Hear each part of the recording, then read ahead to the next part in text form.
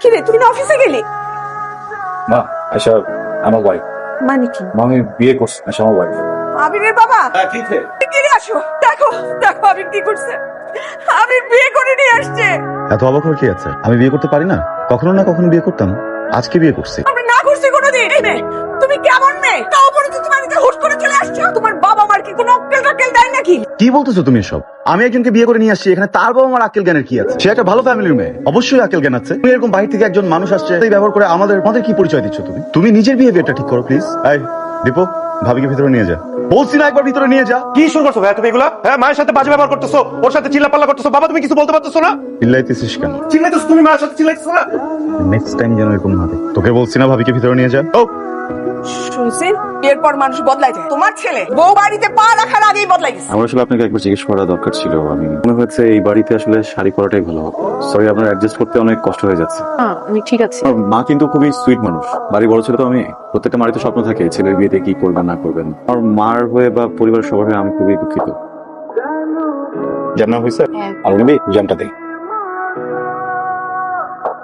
এর বিয়ে তো অনেক দেখছি, এরকম বিয়ে কখনো দেখিনি। এবার কোনো খোঁজ খবরই রাখতেছে। শ্বশুর বাড়ির কথা না হলে না ভাবছি, কিন্তু মেয়ের কথা চিন্তা করেও তো কিছু গয়নাগাটি মানুষ দিয়ে দেয়, সাথে কোনো খবরই নাই।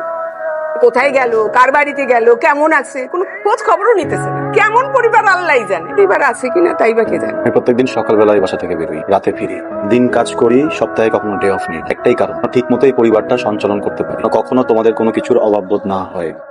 এর বিনিময়ে কিন্তু তোমাদের কারো কাছ থেকে আমার কোনো কিছু চাওয়া পাওয়ার নেই। ছোট্ট একটা রিকোয়েস্ট আছে, আমার ওয়াইফ বা ফ্যামিলিকে ছেড়ে এই বাড়িতে আসছে আমার জন্য। এই বাড়ির কেউ যেন আমার ওয়াইফের সাথে কোনো রকমের কোনো বাজে আচরণ না করে। যদি করে আমি কিন্তু ব্যাপারটাকে একদম ভালোভাবে নিব। আমার কি অত বড় সাহস আছে? সাহস আছে আমার এত? আচ্ছা বাদ দাও না, খাও, নাস্তা করো। তুমি খাও, আমার তো নাস্তা গলা দিয়ে নামতেছে না। রাফি, রাফি, হ্যাঁ বলো। তুই অফিসে বসবি? তুমি অফিসে বসবো মানে? অফিসে বসবি মানে অফিসে বসবি। হ্যাঁ, সামনে আমার এক্সাম আছে, পড়ালেখা করতে হবে। আর হুট করে বললে হবে নাকি? সপ্তাহে কদিন ক্লাস? 2 দিন। 2 দিন ছুটি, বাকি 5 দিন বসবি। এইভাবে পড়ালেখা করলে তো আমার মানে পড়ালেখাই বন্ধ হয়ে যাবে। তুমি মাস থেকে যখন ইউনিভার্সিটির খরচ দেওয়া বন্ধ করে দিবো তখন এমনি পড়াশোনা বন্ধ হয়ে যাবে। শুনছো তুমি? শুনছো কি বলে গেল? ভাইয়ের পড়াশোনা বন্ধ করে দিতে মাত্র শুরু। খাও, এখন পেট ভরে খাও। তো আমাকে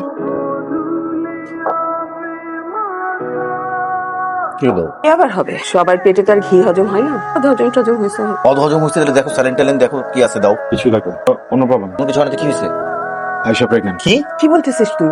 ওকে একটু দেখে আসি, তোমরা খাও। কি বলে গেল? কিছু হতে পারে না। আমার ছেলেকে এরকম শিক্ষা দেই নাই। তুই হুট করে বিয়ে করার কারণ হচ্ছে এটাই।